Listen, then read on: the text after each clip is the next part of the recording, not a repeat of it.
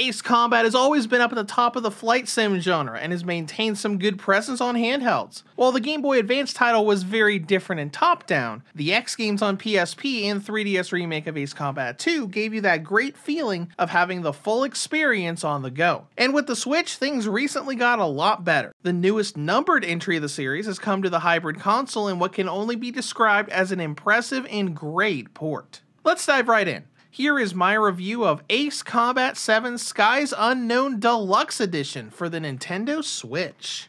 In this story, you play as Trigger, a pilot for the country of Osea, just as a war begins between it and neighboring country Aruja. You follow Trigger as he fights in key battles of the war, falls from grace, and climbs right back up in a story that's filled with a lot of lore from the series as a whole, and a big emphasis on the idea of using UAVs and drones in warfare. And as a story, it's very good. There's a lot of character development and background for its main cast. It even goes out of its way to give you excruciating detail of a bunch of characters that you barely interact with, more tied to the lore and background than what's actively going on during the missions. Now, I did scratch my head a little bit when the big turnaround of the war happens at the end of Mission 14, but it still works and is a good story. Now, as far as timeline goes, and if you need prior knowledge to play this game, 7 takes place pretty late in the Ace Combat timeline, between the events of Ace Combat 6 and Ace Combat X, the first PSP game. While there are a lot of references to previous games of the series, especially a big connection between this and Ace Combat 4, you don't really need knowledge of those games to understand this one. The story here works fine as its own standalone tale. When it comes to gameplay, this is an air combat game. During each mission, you'll be flying an aircraft aiming to shoot down targets, be it land, sea, or air. But let's start by talking about the Switch version. This is Deluxe Edition, which contains some DLC, but not all. What we have here are the 3 DLC story missions that help expand some of the characters and 7's connection to Ace Combat 4, along with the ADF branded aircraft with the Raven, Falcon, and Morgan. The rest of the DLC is available for the Switch version, but has to be bought separately.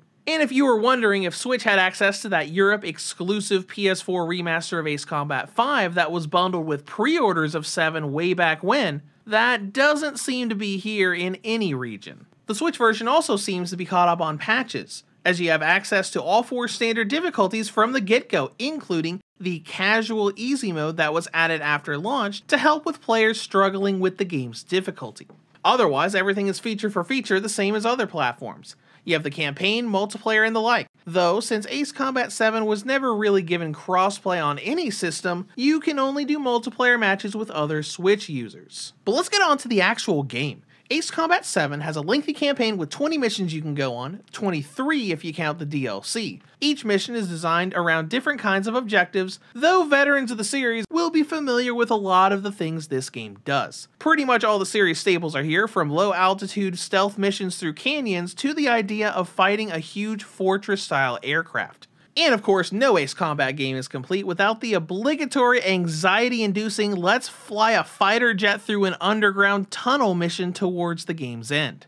But there were some things that were changed in this new entry. You now have a skill tree sort of thing for acquiring planes and parts, having you go through a grid to move towards the plane you want, which, in my case, is always the F-22 Raptor. There are 29 planes you can unlock and a lot of parts that can enhance the experience. Each plane has unlockable special weapons for different ways to do air-to-air and air-to-ground combat, and lots of little parts you can equip to enhance the gameplay, like maneuverability or your weapons. When you get into the missions, the game plays and feels great. You have the standard third-person cockpit and HUD camera views, and the beginner and expert controls for those that want to swap between feeling more assisted with turning or moving like an actual plane would. Your goal in the mission is typically to just go around and take out targets. There's a lot of story-driven stuff going on in the missions, and they all have multiple phases that change what you do given what is happening in the story. 7 is infamous for its sandbox missions as well, where you just go around and destroy everything to get a high enough score within a time limit. Then you complete the mission, get money, buy upgrades, and move on.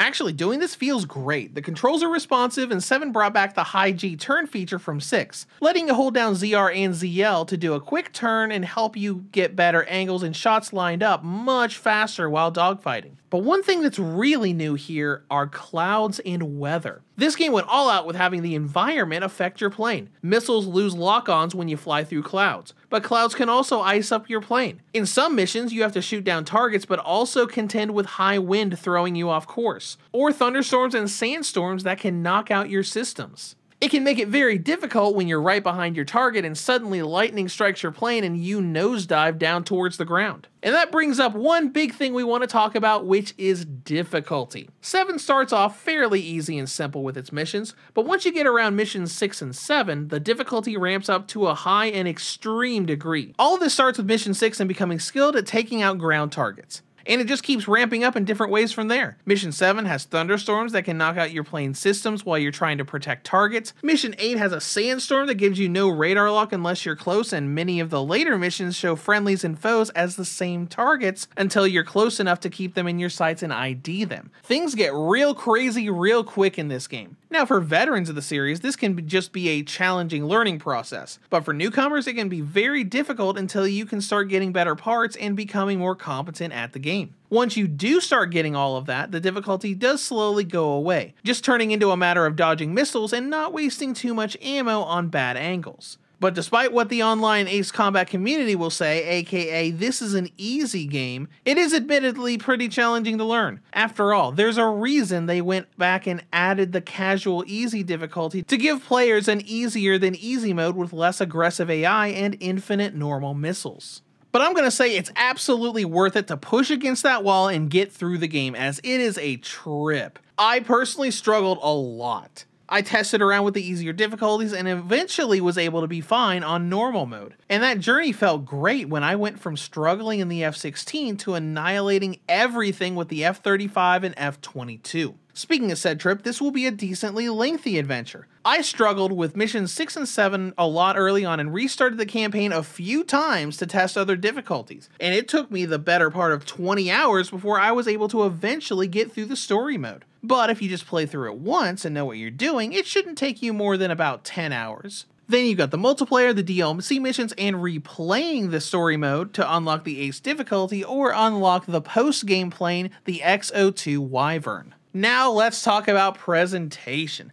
This game looks stunning and gorgeous on the Nintendo Switch. The planes are slightly downgraded with small little jaggies around the models in cinematics if you look real close, but this game is incredibly detailed. And that goes double for the environmental effects. The clouds don't look blurry or distorted, and the game just looks fantastic. Now there were some compromises made. Some of the land-based environments have less on them in the Switch version, like fewer trees and buildings on the ground. And the Switch does have less draw distance for the smaller environment pieces as you fly low.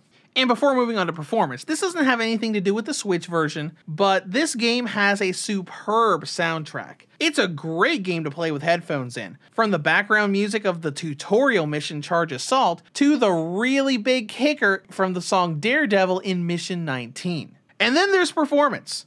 The Switch version has short load times and an almost perfect 30 FPS. Even when things get chaotic on screen, the game is very smooth. Docked mode is pretty much flawless outside of some drops I saw in replay mode after a mission was over. And I said performance is almost perfect because there will be occasional little hiccups when playing in handheld mode. I didn't really notice this until I was replaying the campaign with the F-22 Raptor and its 8-missile special weapon. It's really just when I was firing over half a dozen missiles at one time that the hiccups happen. And now let's go into battery life. Ace Combat 7 gives the original Elite models a battery range of about 2.5 to 3 hours, while the V2 and OLED models get about 5 to 6 hours.